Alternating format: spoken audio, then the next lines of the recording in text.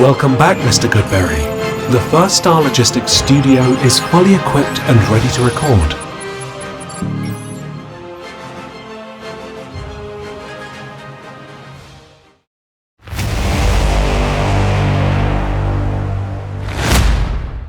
Welcome back to Bengals on the Brain, presented by First Star Logistics. I'm your host, Joe Goodberry. This is episode 64. Just like last week's, I'm going to go with a question of the day. Who's the best number 64 in Bengals history? Is it the current Ted Karras? Is it Bruce Kozerski? Is it, I had to look down, Kyle Cook or 64? You know what I was thinking of? I was thinking what number is Richie Bram, but I've got a list next to me. That's what I had to look for. Yep. Or give me someone even back in the day. John Shiners from the 70s. Dave Remington. Give me a 64. Give me a 64 that we are not thinking of. But this is episode 64, and a guy that won't wear 64 as the scouting combine took place this past weekend, which is awesome. One of my favorite events of the NFL offseason. Get to see these guys run around, do crazy things, look like absolute freak shows out there. One guy in particular that I was excited to get back to the tape because I watched him a couple times while watching other players. Florida State had a bunch of players to watch, plus their schedule was decently tough. I mean, we watched players from LSU go against Florida State, Clemson versus Florida State already this year. And so he's jumped out a couple times, and I haven't really gotten a chance to go back and watch him in depth. I've seen some highlights, I've seen some clips, I've read some things, I've looked at his production profile, but I needed to know, and then Senior Bowl, of course, he stood out a whole bunch, but I needed to know how good Braden Fiske actually was, because there's a couple things here. His production profile is decent, especially with his age. He is 24 and a half already, or will be at draft time. And that's a thing typically I try to avoid. But then when he tests the way he did this weekend, I mean, it looks like an absolute freak, one of the best testing defensive tackles we've seen in a while, especially from the full picture perspective of it. Yeah, he's a bit small. He's a bit stubby. Does that show up on tape? Is he in his physical prime? That, being 24 years old, is that why he's testing so well? I had to go back. I had 6 games available. I cut up 3 of them for you to show you the plays that I thought stood out to me. So we will review that film, talk about a couple things, a couple other standouts after the film of Braden Fiske, and then lead into what we've got with free agency just around the corner. But I'm going to try and hit some of these big standouts from the combine, go to Ben Sinnott and other guys like that. Maybe there's some wide receivers that we got to start talking about. We've talked about Brian Thomas Jr. He ran a 4.33, I think it was. He's firmly in the discussion at 18, depending on what the Bengals do at that position, but that's not about him today. Braden Fiske, projected second rounder. Some have said he has solidified that position after his extraordinary combine workout. Let's check the tape and see exactly what you would get if you took Braden Fiske out of Florida State. Number 55 there in the middle, circled, will be our player of focus today. Braden Fiske against Miami, LSU, and Clemson are the 3 games I have lined up. So we're going to see a few things right off the bat that I think are going to show up a lot. And that's that he can get swallowed up at times and not be able to get off blocks. And this is something I saw a whole bunch, as you'll see right here, as he dips inside. The running back's going to cut to the outside and watch as he releases. Now, some may say, hey, that's holding. I found myself questioning a lot of plays while watching him. Like, hey, you might get a flag for that. But at the same time, if you consistently can't disengage and can't knock the blocker's hands down, you're going to get in a lot of scenarios where fans are going to be like, hey, I believe our guy's getting held. And I'm going to say you need to have better moves and get yourself free. But yeah, that's him chasing this running play down from the backside. So you'll see the motor, you'll see the effort a whole bunch with Fiske. That it won't be in question at all. Taking on double team here, and you're going to see as he's getting washed out, he's going to spin back inside here and help make the tackle. And he will do that a lot. He's going to stay with these plays. He's not going to give up. He's not going to be kind of like when we watched with Leonard Taylor at times where it's like, hey, is he still giving effort here? And there's another play where you're like, hey, isn't that holding? I don't think it is. I don't think there's a situation there where I'm like, yeah, that's got to be a holding call at all. Let's watch it again, right? Watch how he gets one-on-one with the center. He's not able to disengage once again, right? And as he kind of has to get skinny between the two offensive linemen, he gets tripped up, pulled down, yanked down, if you will, there. You're going to see it a bunch. He's going to talk crap to the old lineman, too, as he goes by. I'm like, you know you're holding me. That's him. If you kept your eyes on 55, that is him still running down the field, trying to help out. He looks like an athlete when he does that. Honestly, when he really turns and runs upfield, looks like that 4.78 that he ran at the combine. Getting locked out a little bit right there. If you watch, he's going to get swallowed up. 70's a pretty big guard. He's under him. He's got good position to the outside, but man, he can't push that guy backwards. I think his power was a bit of a disappointment after watching 5 of his games today. There was multiple times where I thought he could have used more power, but here he is being an athlete, taking the outside here. Little step inside, goes outside, breaks free. You see it right there, right? He disengages from the long arms of 70, gets inside. Running back makes a nice spin move away, but that still ends up being a tackle for a loss. He doesn't get it on the stat sheet. Fiske doesn't, but that's a really nice play by him. There he is chasing down again, but watch this time as he's going to try and jump over the top and tomahawk this ball or something. I note this because he's a bit of a nut at times when he goes in for the tackle. Whether he's just going down with his head down or ripping for that ball or putting his body on the line. Another play right here where he somehow is able to see the ball carrier. And he doesn't take a lot for him. He has really good vision. Like right there as his head's getting pinballed inside. He sees the running play and where it's going, works his way back inside. As you see him right there, that's him. And helps make the tackle here for, I think it's a stop. I want to say this was 3rd down. Yeah, you see the guy holding his hand up right there, that it's 4th.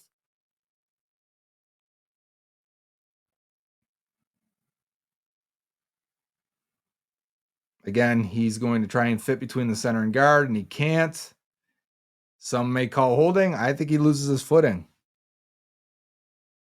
Trying to get skinny between the two. I love this play here. Ends up being an incomplete screen pass, but watch him as he holds on a little bit here as he's trying to they want to throw him down, right? The lineman wants to throw him down and then release. He doesn't let him do that by holding on and then slingshotting himself, getting himself a little boost to go and actually get the running back. As 15 is kind of getting pushed downfield, Fiske is going to run into 15, which is going to knock 15 into the path of the ball and just wave in front of the ball as 22 is trying to catch it, which forces it incomplete. I mean, Fiske really disrupts this play big time just by reading it correctly, seeing what's going on, and making a play. So as we get to it, I'm going to let it run full speed and let it run completely again now that you know what's happening. As the circle comes here, keep your eyes on Fiske. Watch this play. Look at that slingshot. And then he actually knocks 15 into the course of the ball.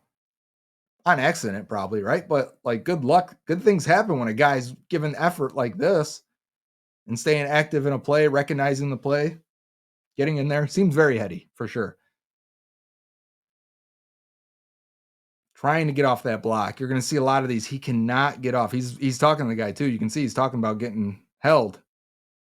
Nice, clean win inside here. You see as he knocks down this outside hand.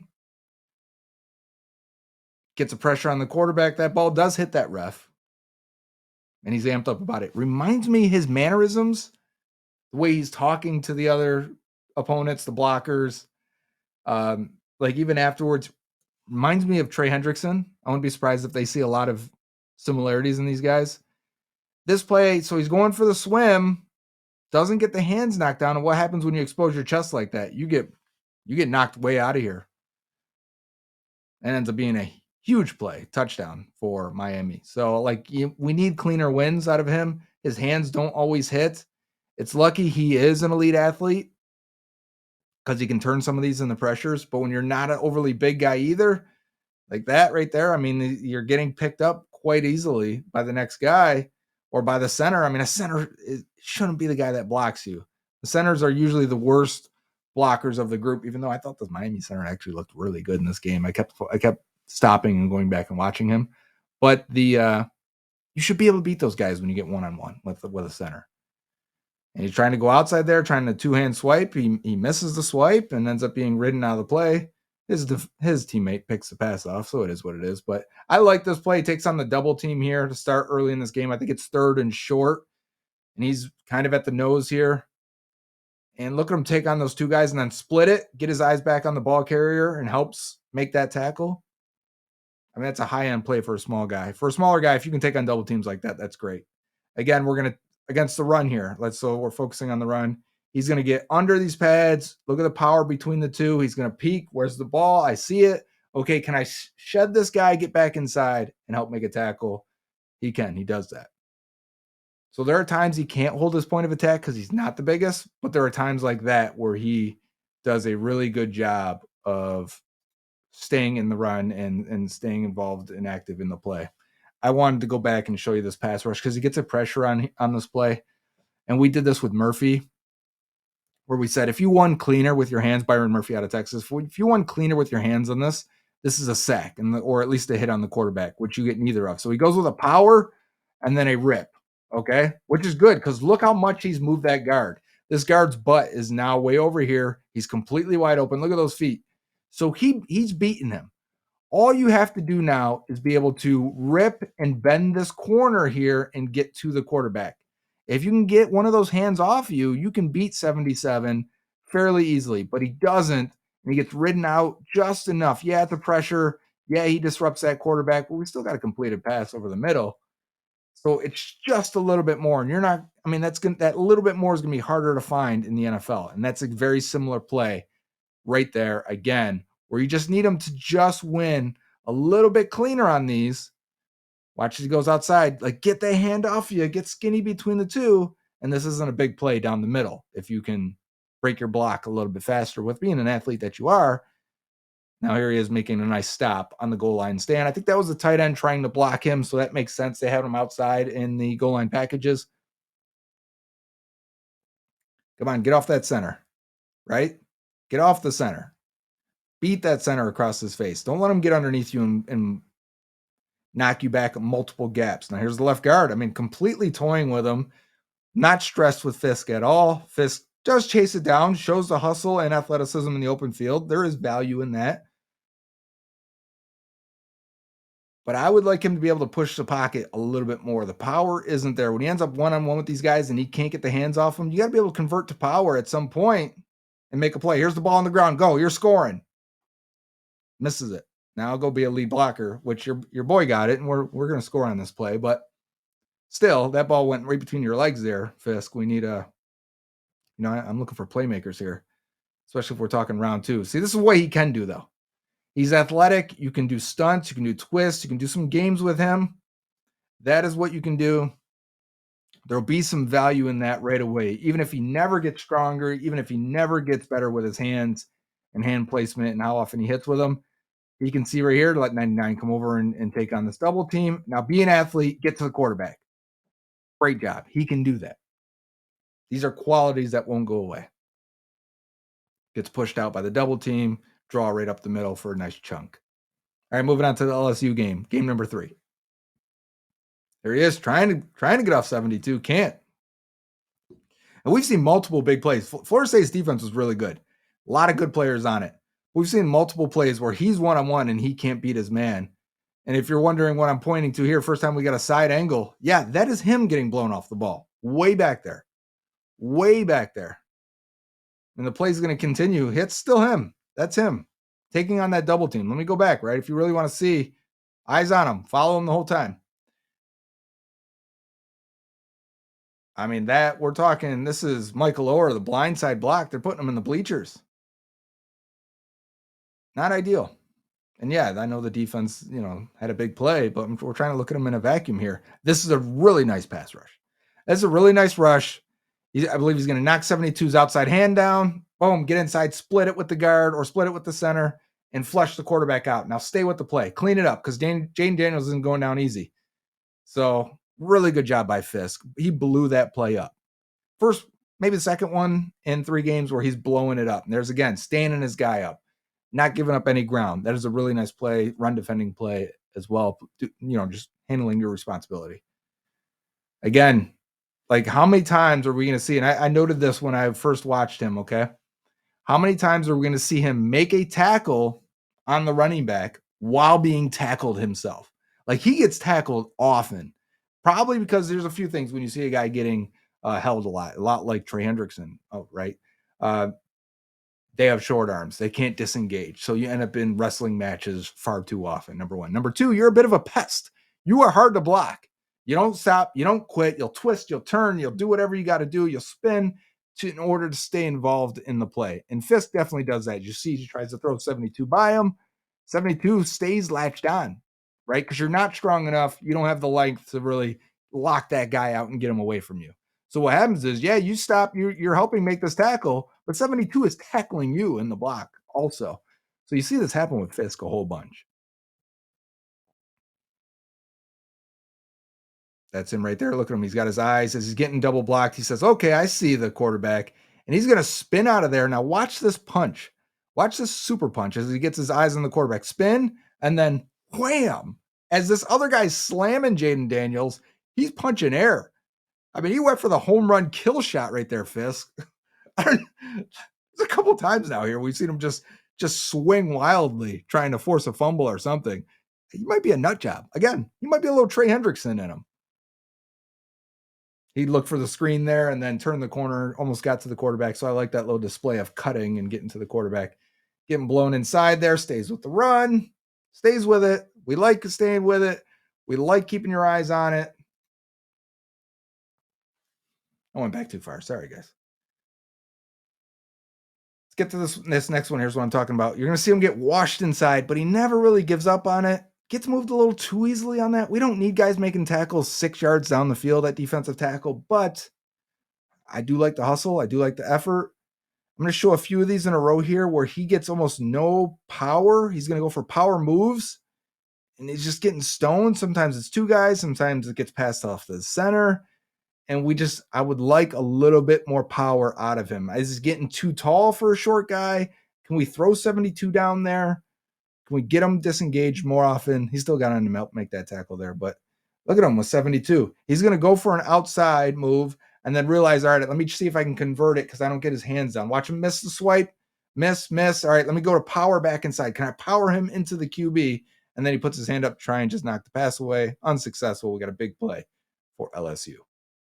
So that's Braden Fiske against 3 teams there. You can see my notes match up a little bit with the film available there. There's other games. I would type his name in on YouTube if you're looking for more. And you get the TV copy for a couple more. They're largely the same, though. He is definitely an athlete, high motor, will not give up, will be a pest. I wouldn't call him a disruptive player or a game wrecker. I just think he's going to be a pain in the butt for defenses. And is that worth the second round pick? He transferred from Western Michigan to Florida State. Numbers really didn't drop off. So he kept that level of play, which is a good thing to see whenever you see these guys that transfer and they go up in competition. Going from 12 tackles for loss, 6 sacks last year to 9 tackles for loss, 6 sacks this year. He's got good production numbers. These are numbers you're looking for the defensive tackle position combined with this testing right here that's going to put him in the elite category, especially for relative athletic score. That's what we're looking at here. And that's what's going to put him in the second round. That's what you want. You want productive guys with great testings to prove that they're athletes. And then how's the tape look? I think the tape's easy to see. He has his limitations. I think the length is definitely an issue. He doesn't have the Geno Atkins power. Not many guys do. That's what made Atkins so rare. But they're saying he is that good of an athlete. And 24 years old maybe means that he has reached his peak already. But I do think some of his moves could be crisper, cleaner. And I do think he can get stronger. And maybe it's because he's only really played 1 year at a big program that those things could still develop. So I think there is upside in Fiske. I think there's a chance that second round could be worth it. I mean, you're talking about give me a guy that is smart, high motor, an elite athlete with good production. How much can I complain? We're going to pick these guys to death in the second round. If he's still there and that's the pick, I don't have a problem with it. I think he's, we watched Johnny Newton. I still think first round he didn't test. Remember, he had a foot injury, he had surgery, he played on the injury. We're going to see his testing at the pro day apparently when he gets there for Illinois. We got Byron Murphy. I still have Fiske behind those guys. We got other defensive tackles to watch. I want to watch Hall out of Ohio State. I want to watch Aurora out of Clemson. Rook Aurora. That's his name. And we'll figure out how to pronounce it perfectly before we do a video on that. That's the hardest part of the project there. But yeah, so second round, I'm cool with it. Other guys that really stood out, I want to get to Ben Sinnott, the tight end. He's the only tight end we really haven't done. Cade Stover continues to hang around, but Sinnott is the guy that I think could have pushed himself in round 2. So he'll be the next guy we do, as long as I can get film on it. It might be TV copy stuff because the database is limited there. But I liked what I've seen so far. I have watched full games of his, and then for him to test like an elite athlete with good production, great production, puts him in the 97th percentile. He's a guy that should go in round 2. I mean, he's a strong prospect. And I wouldn't be surprised if you heard buzz for him for the number 2 tight end after Bowers as a late first, early second. And I even feel weird saying that, but I mean, his profile now screams safe with high upside. And he's talking about a walk-on who worked his way into that. That's the lad McConkey, who's going to go late first, early second as well. These are the guys you want. And Fiske, I think, fits in that category too. You know these guys are going to work. You know they're going to be good leaders for your organization. So other guys and other news from the Combine, I was happy to see Xavier Worthy break the 40-yard dash from John Ross's corpse, his grip on that thing. I was tired of hearing about it. I felt a little bit of a relief when Worthy beat it. Plus, I thought it was awesome that the crowd was there. And when he ran that 4.25 and he's like, yeah, I'm going to run again. Because a lot of guys don't. A lot of guys hit a good time and they're like, I'll take it. I'm done.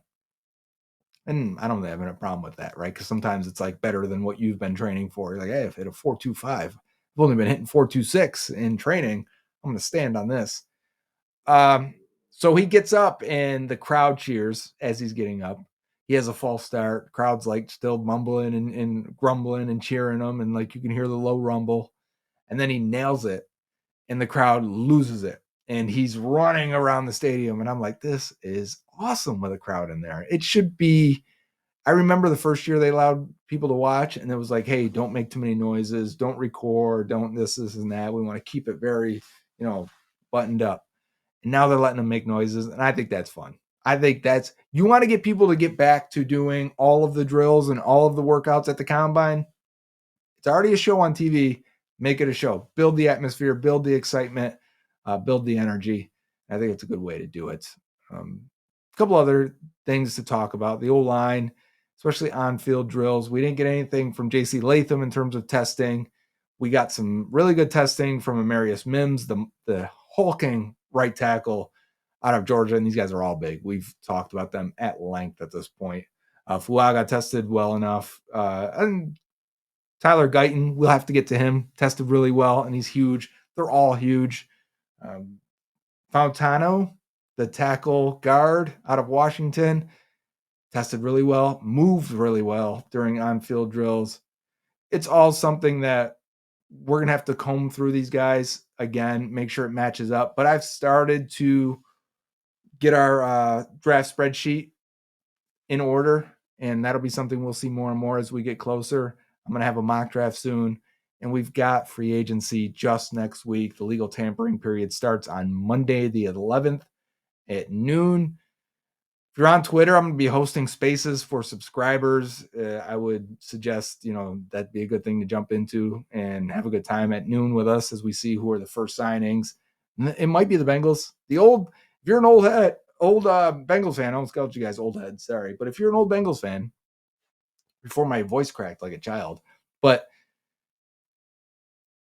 you aren't used to Bengals making moves early in free agency, but they found a way to surprise us. I think the DJ Reader move surprised us. I think the pivot from Carl Lawson to giving that same contract to Trey Hendrickson surprised us.